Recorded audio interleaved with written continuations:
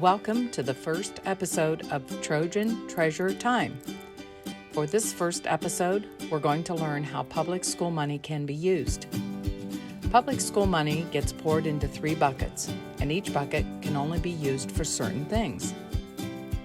There's one bucket for the operations of a district, like salaries, benefits, school supplies, equipment, the things it takes to operate a district. We'll call this the operating bucket.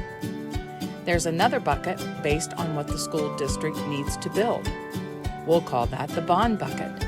When a district wants to build a new building, they run a bond levy to fill this bucket.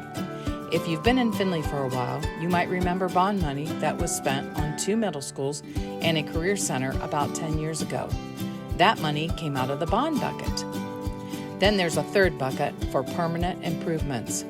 This bucket can only be spent on improving things that are already here or certain equipment items that are designated to last at least 5 years.